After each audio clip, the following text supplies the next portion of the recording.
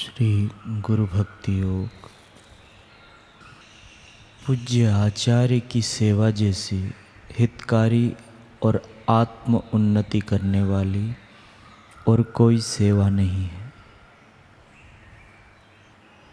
सच्चा आराम देवी गुरु की सेवा में ही निहित है।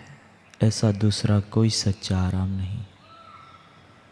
गुरु कृपा से जीवन का मर्म समझ में आता है। किसी भी प्रकार के स्वार्थ हेतु के बिना आचार्य की पवित्र सेवा जीवन को निश्चित ही आकार देती है। वेदांत की थोड़ा बहुत पुस्तकें स्वतंत्र रीति से पढ़ लेने से यूँ कहना कि ना गुरु ना शिष्य, यह सत्य के खोजी के लिए एक महान भूल है। कभी कभी शिष्य के पापों को हर लेने से गुरु को शारीरिक पीड़ा भुगतनी पड़ती है। वास्तव में गुरु कोई भी शारीरिक रोग या पीड़ा नहीं भोगते, किंतु बहुत भक्ति भाव और तत्परता से गुरु की सेवा करके अपने हृदय को पवित्र बनाने के लिए शिष्य को प्राप्त यह एक विरल मौका होता है।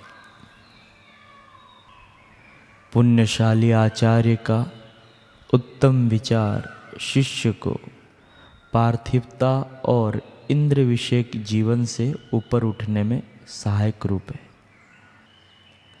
पवित्र शास्त्रों का गूढ़ रहस्य और प्राचीन सिद्धांतों का अर्थ केवल पुस्तकें पढ़ने से या पांडित्यपूर्ण भाषण सुनने से समझ में नहीं आता। जो भाग्यशाली शिष्य गुरु के साथ आजीवन रहकर उनकी सेवा करते हैं और गुरु के प्रति आदर तथा भक्ति भाव रखते हैं, उनको तत्वमसि अहम ब्रह्मास्मि सर्वम खल्विदम ब्रह्म अयम आत्मा ब्रह्म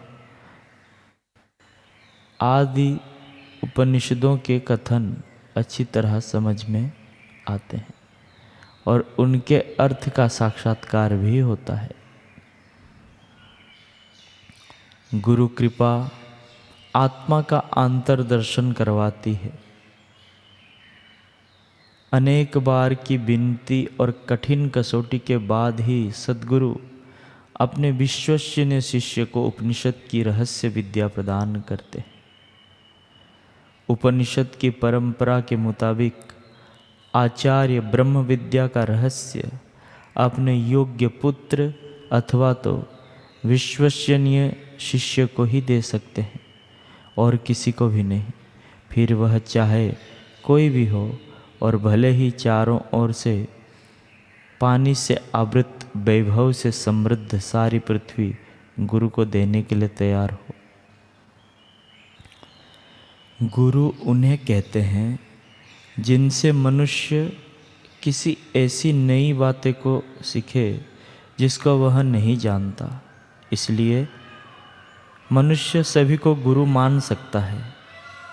अवधूत जी ने इसी दृष्टि से 24 गुरु बनाए थे। सद्गुरु इन सारे गुरुओं से विलक्षण होते हैं। वे सत्य स्वरूप परमात्मा के पथ को जानते हैं। इसी से मनुष्य उन सद्गुरु को परम गुरु मानकर सब कुछ उनके चरणों पर न्यौछावर कर देता है, क्योंकि वह उन सद्गुरु से ऐसी चीज़ पाता है जिसके सामने संसार की सभी चीज़ें, सभी स्थितियाँ बहुत ही कम कीमत की और अत्यंत तुच्छ है। सद्गुरु ही गोविंद से मिलाते हैं। सद्गुरु ही शिष्य के दुखों को अशेष हरण करते हैं। इसीलिए शिष्य की दृष्टि में सद्गुरु ईश्वर से बढ़कर सेव्य हैं। इसी से शास्त्रों और संतों ने सद्गुरु की अपार महिमा गाई है और सद्गुरु की शरणागति के बिना भगवान की प्राप्ति को अति दुर्लभ या असंभव कहा है। बात भी बिल्कुल ठीक है। अनुभवी मार्ग प्रदर्शक सद्गुरु ही शिष्य को माया के दुर्गम पथ से पार कर लक्ष्य स्थान पर ले जाने में समर्थ है। ऐसे समर्थ सद्गुरु की जितनी भी पूजा हो, जितना सम्मान हो, जितनी भक्ति की जाए उतनी ही थोड़ी है, क्योंकि ऐसे सद्गुरु का बदला तो कभी चुकाया ही नहीं जा सकता। ऐसे सद्गुरु का द्रोही नरकगामी ना हो तो दूसरा कौन होगा, और ऐसे सद्गुरु की शरण ना लेने वाले से बढ़कर मूर्ख और मंदभागी भी और कौन होगा।